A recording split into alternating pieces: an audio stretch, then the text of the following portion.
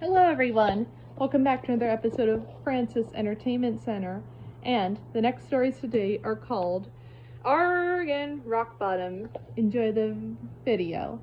At the Krusty Krab, it is a very slow day with no customers, and Mr. Krabs is not pleased with the emptiness.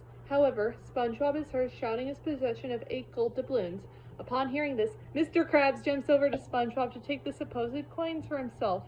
SpongeBob explains to him that he and Patrick are merely playing a board game called The Flying Dutchman's Treasure Hunt, which is based on a real treasure map.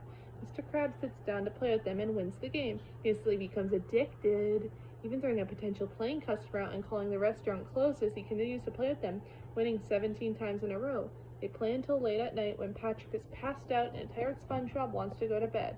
SpongeBob goes home, but finds Mr. Krabs there. Despite Mr. Krabs' attempts to persuade him to play more, SpongeBob soon shouts that he wants to sleep, but apologizes as he tells his boss it's only a game.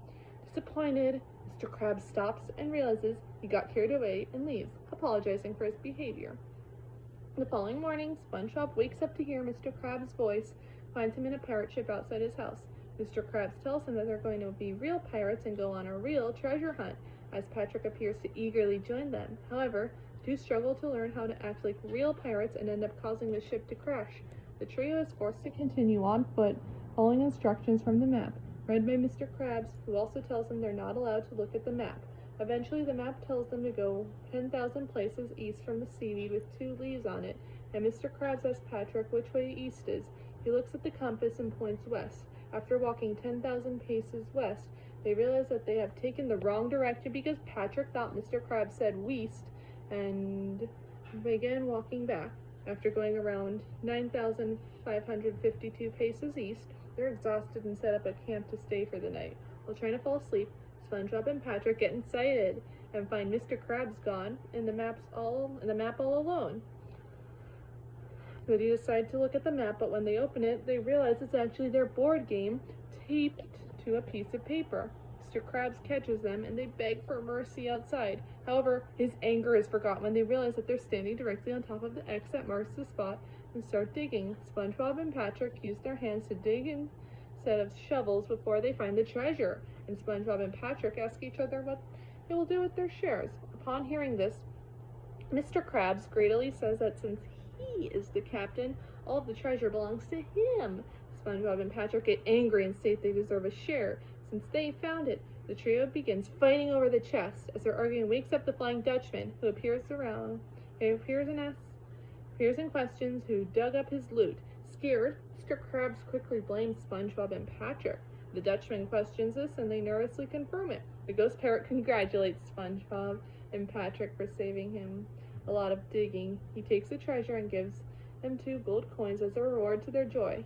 Jealous, Mr. Krabs asks for a reward, but only receive a tiny plastic treasure chest, which the Dustman explains is based on a real treasure chest. He disappears, laughing maniacally. SpongeBob and Patrick board a bus to get home from Glove World, a glove-themed amusement park that they enjoy. They accidentally board the wrong bus, which takes them down a cliff.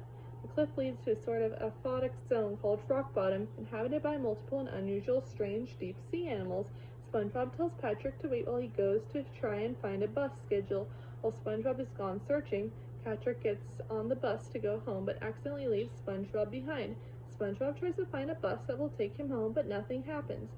After various unsuccessful attempts to get on a bus, SpongeBob heads to the bus station and waits a very long line. By the time he gets to the front, after finding they blow raspberries in between words and must talk that way, he finds out that the last bus to Bikini Bottom will leave in a few seconds, but before he has time to react, it pulls away from the station. The Ticketmaster tells SpongeBob it was the last bus until morning and leaves for the night, shutting off the lights. In the process, SpongeBob, who's starting to show fear and anxiety, takes out his glove flashlight, but the battery shorts out, leaving him in advanced darkness. As he stands alone in the station, giving himself a pep talk, he hears the familiar raspberry sound echoing and makes a mad dash back to the cliff. The raspberry sound is getting closer, and SpongeBob cowers in fear, yelling out a weak threat. As the creature closes, a bright light engulfs SpongeBob, and he lets out a scream.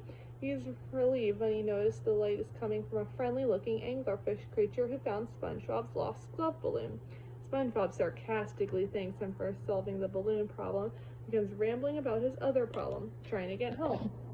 The anglerfish blows up the balloon and ties it to SpongeBob's wrist.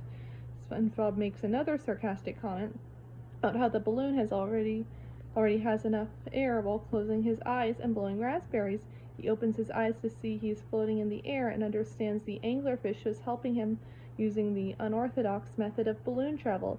He thanks the anglerfish for his help, who replies with a polite, "You're welcome," and waves goodbye.